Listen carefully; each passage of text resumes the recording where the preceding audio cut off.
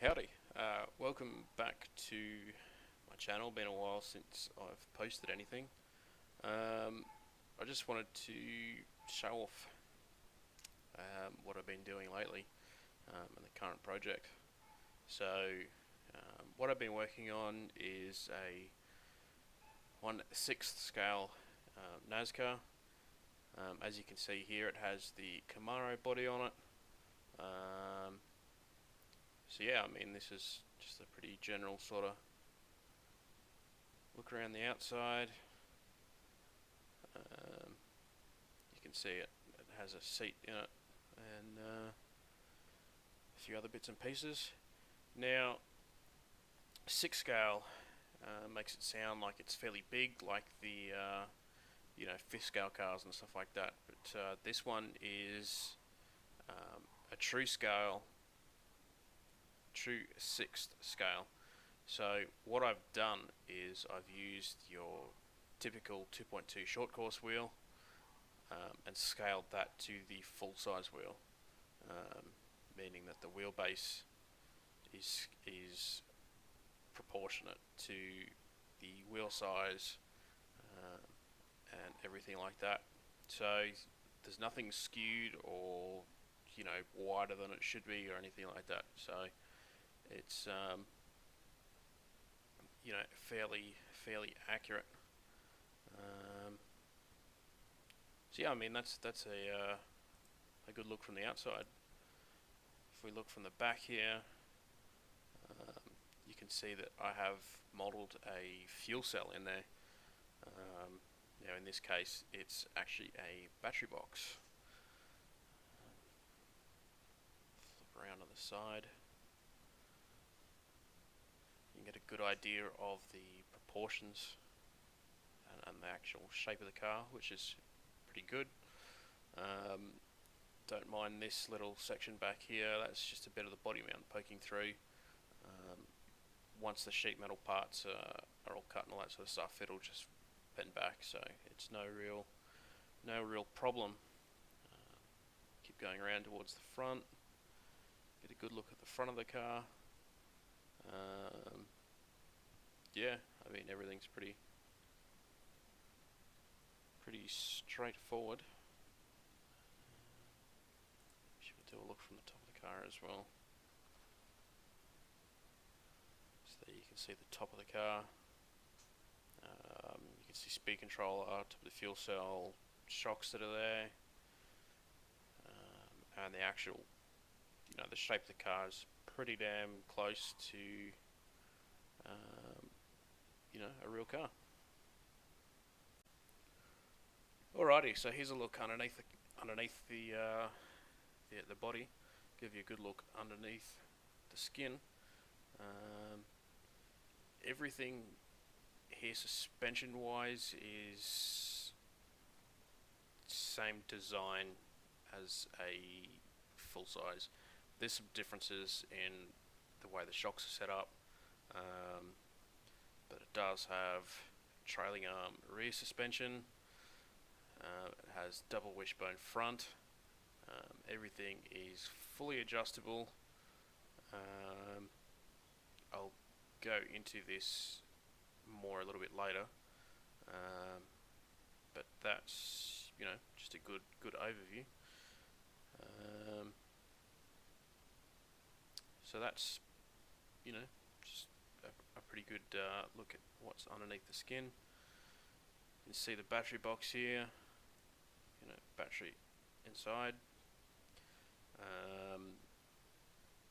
Powertrain wise, not sure exactly what we'll use just yet, but it'll be more than capable, I'm sure.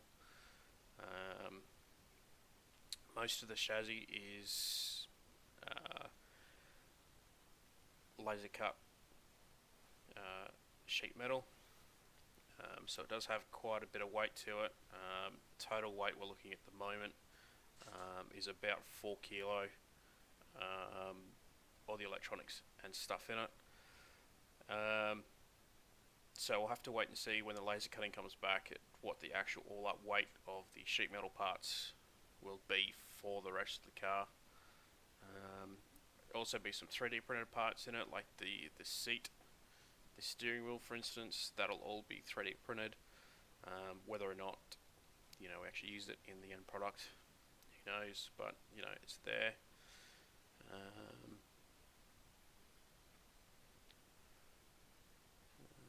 So yeah, that's pretty much that. I'll pause the video and take some more parts off the model, and we'll come back to it. So here I've taken the wheels off the car.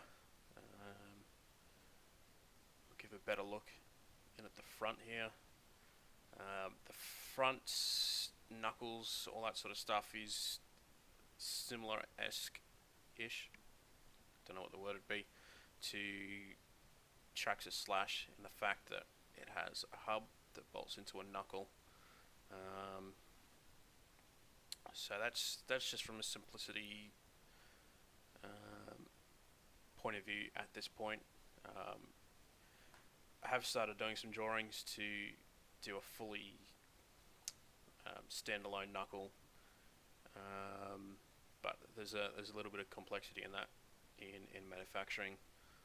So for now, this is what we've come up with, which I think will work okay. So you can see up here is a camber adjustment. The caster adjustment is done via replacing this knuckle that I'm sort of clicking on here at the moment. I don't have any hardware in here, like the bolts and all that sort of stuff. I've just left all that out for now. I do have it all modeled. It's in the model. I've just got it off. Of course, there is a toe adjustment, and there is also a bump steer adjustment here as well as a variety of different mounting locations for the control arms, which of course will change roll centers. Shocks are just your typical short course off-road shock, which my understanding is that from looking at other people's work on forums, working with tube metal cars that are much heavier than this will be, should be perfectly fine, so I'm not concerned there. And you may also be wondering what this servo is doing here on the knuckle. I'm sure most people would be able to tell that that's a brake shoe. I'd been pondering how to have brakes in the car on the front to actually get the car to stop properly. If it's being run on a road course, even on ovals and stuff like that, brakes most certainly will be handy. Obviously the wheels aren't big enough to have a disc in there, so it then came to how do we have brakes on the front of the car, being that it's a rear-wheel drive car and we can't use the motor to provide any braking force. So my solution here was to come up with a servo which has a brake shoe that's attached to the horn. And I'll get into this in another video, just how this works within the wheel, but that's just a look at it there.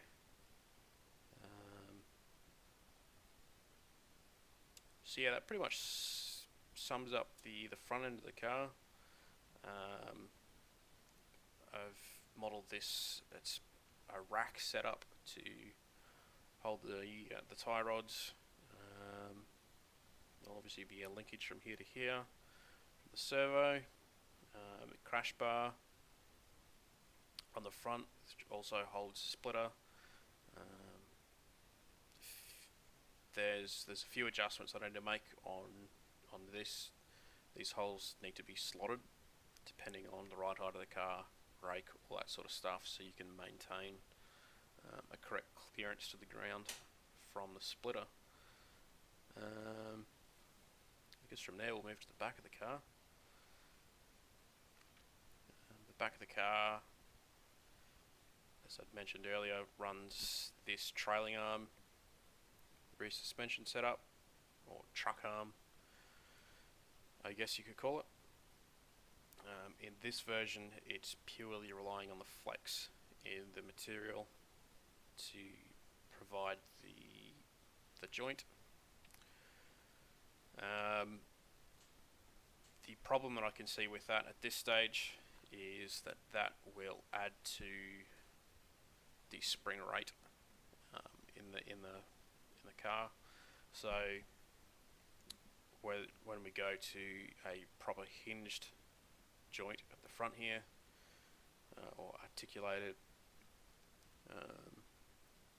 the spring rate and the shocks will have to change. But for now, for version 1, this will do fine.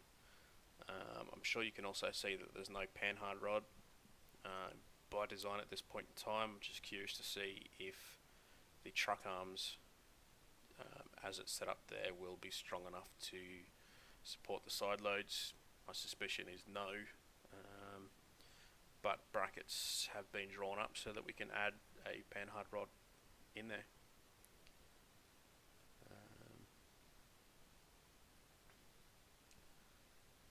So here's the motor in here.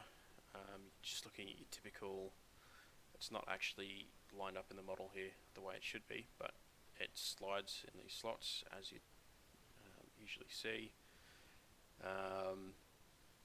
You know, just motor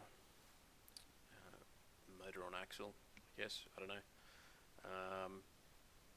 The gears, it's mounted on these hubs you can see down in there. Your bearings, a collar to stop it moving, to locate it laterally, and then these 12mm clamp-on hubs. We'll probably change that in future, not sure, we'll just see how it goes. As I said before as well, speed controller on the back there, whether we move that, don't know, see what happens. So yeah, basically as we speak, we've got everything sheet metal, or that's a metal part that we can laser cut, is off getting cut as we speak, so we should see those in the next few days. So yeah, that's pretty much it.